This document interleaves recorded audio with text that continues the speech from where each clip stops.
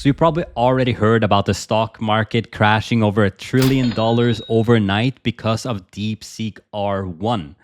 But there's even more going on in this AI war. So I'll summarize everything that happened so far, what Sam Altman responded to all of this, if China is lying about their numbers, and Trump's new tariff plan. So let's get started. First off, the one thing that everybody's talking about is the stock market crash. Now, there's many numbers that have been reported, like this website reports that it happened 600 billion was wiped off the value of artificial intelligence chip maker NVIDIA overnight on Monday. This guy on Twitter said that Deepseek crash erased nearly $1.5 trillion in stock market value, where he has obviously NVIDIA in the top, losing $556 billion. Broadcom, Taiwan Semiconductor on the third level here, Microsoft, Alphabet, Oracle, and a bunch of other AI tech companies losing a lot of money overnight. Now, And that was the biggest Nvidia's loss in a single day in its history, the 600 billion. yeah, and it goes to think about like if we are in a complete bubble right now. But it also, I think about like who else? Like who else are going to make the chips? You see here that this is the 5-year of NVIDIA. Obviously, literally January 2023, they were valued at $16 per share, while now it's over 10 times more expensive. And if you check out the max, I don't know if this is like financial analyst type things, but if you see this graph, you're like, man, yeah, this is maybe set for the bubble and a bust of NVIDIA stock. But yeah, the question is, who else are going to produce these chips? So we had basically, if I want to summarize what happened and why the stock actually went down, I believe that it is because of the overvaluation of the possibility of training these models. So when we had a look at when Deepseek R1 came out, basically what happened is that the investors were just like, whoa, OpenAI is overvalued, NVIDIA chips are overvalued, everything is overvalued, when this new technology can just come in and make a new model that is a lot better, a lot cheaper. And for, I actually have the notes on my screen as well. So they spent, Google and Meta spent over 50 billion with plans to spend $200 billion every year, while Deepseek only spent 5.6 million. So that's 50 billion versus 5.6 million. I don't know. That's like lemonade stand in comparison. Yeah, and that kind of explains the difference in cost as well. Like we can have DeepSeek just for a fraction of the cost of OpenAI. Yeah, exactly. So Sam responded here after all the DeepSeek drama that happened this week. DeepSeek R1 is an impressive model, particularly around what they're able to deliver for the price. We will obviously deliver much better models, and also it's legit invigorating to have a new competitor. We will pull up some releases. So it's like, yeah, it's great, but we already have great models. And I actually do believe him in this case. Yeah, that was a typical Sam's response, right? We'll obviously deliver much better models. Yeah. And one thing that I did in the research was check out how long ago did ChatGPT's 4.0 model actually release. And I think it was something like August last year.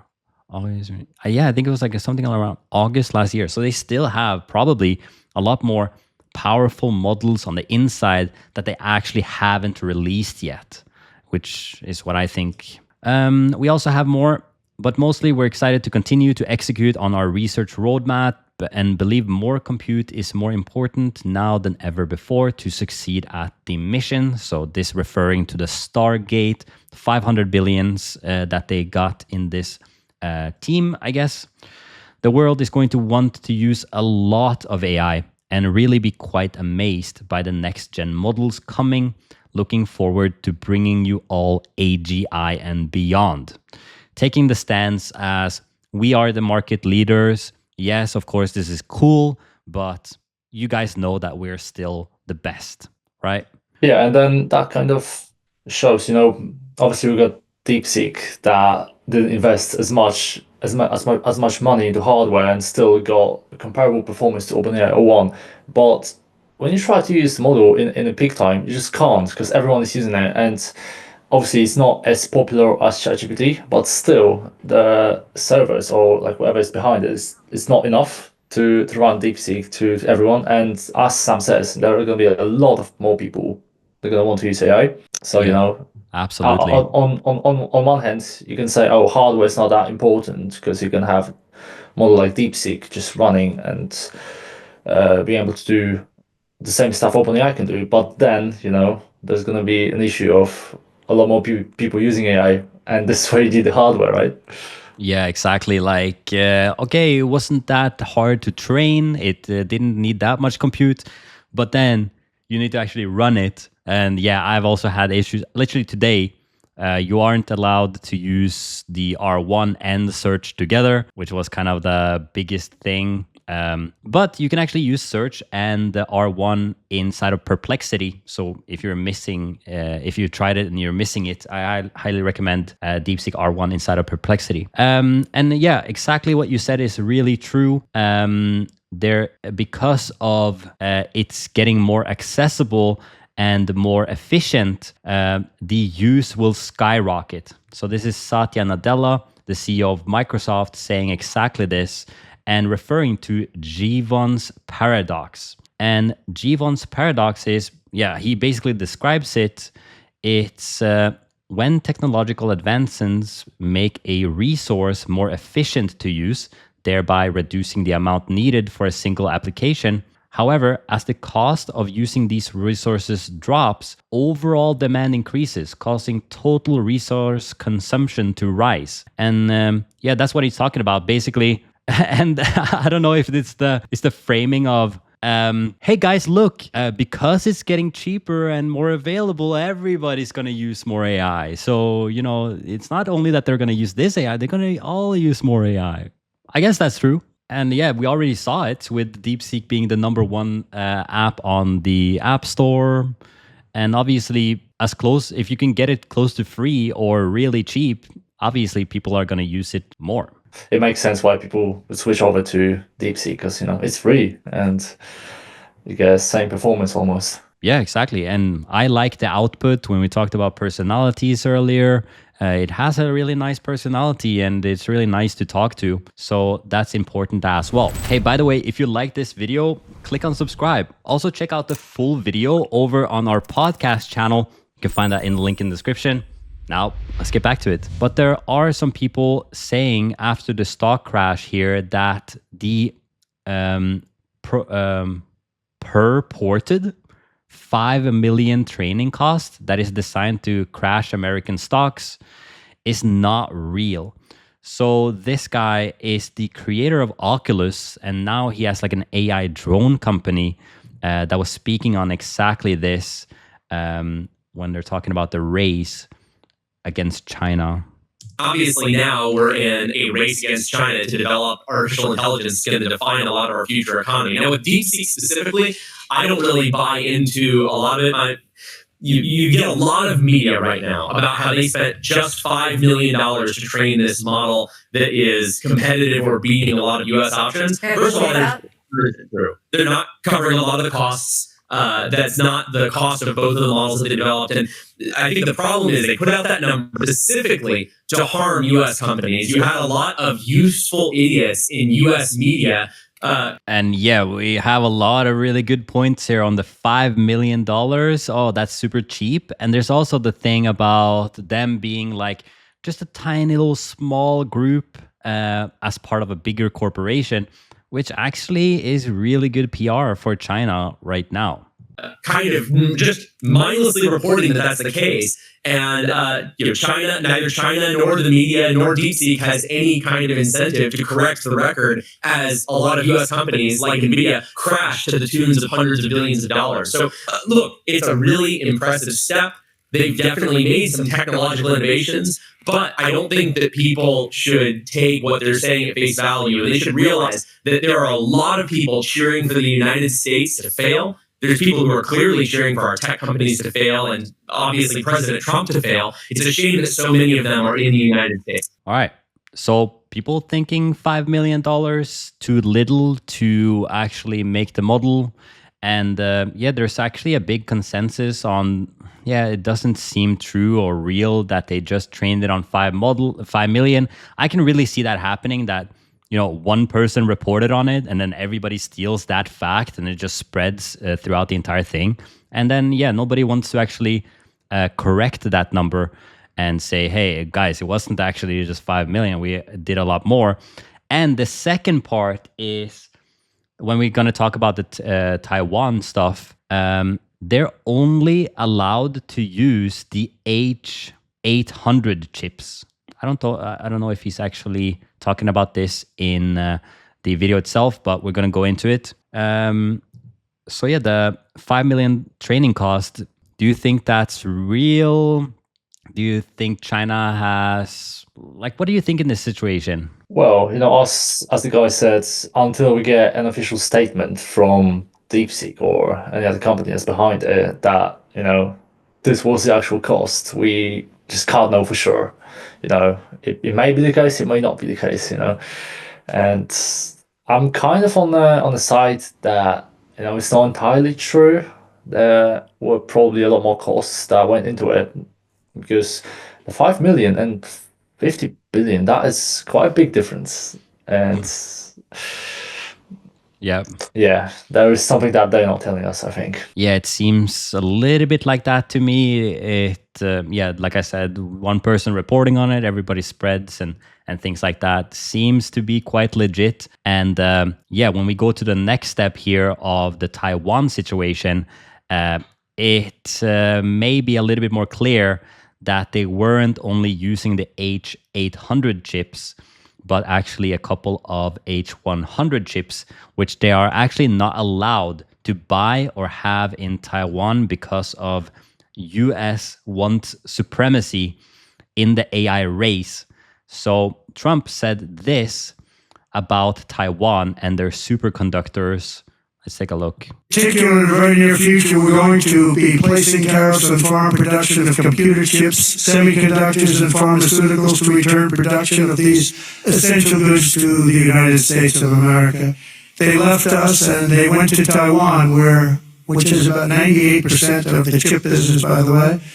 And we want them to come back, and we don't want to give them billions of dollars like this ridiculous program that Biden has. Give everybody billions of dollars. They already have billions of dollars. They've got nothing but money, Joe. They didn't need money. They needed an incentive. And the incentive is going to be they're not going to want to pay a 25, 50, or even 100% tax. They're going to build their factory with their own money. We don't have... That's my favorite part. 25%, 50%, or even 100. Actually, in fact, let's give them 200%. Why not? Let's go all the way in. Yeah, they already have billions of dollars. There's billions of dollars everywhere, right? Have to give them money. They're going to come in because it's good for them to come in. They're giving them money. They don't even know what they're going to do with it. I had people tell me, we have no idea. We didn't need money. They don't know they're probably going to use the money to build in other places, other countries. It's a ridiculous plan, very expensive and ridiculous. The only way you'll get out of this is to build your plant. If you want to stop paying the taxes or the tariffs, you have to build your plant right here in America. That's what's going to happen at record levels. We're going to have more plants built in the next short period of time than anybody ever envisioned before, because the incentive is going to be there, because they have no tariff whatsoever. In fact, they have help from us if they build their plant in America. So there you have it. Trump giving Seems fair.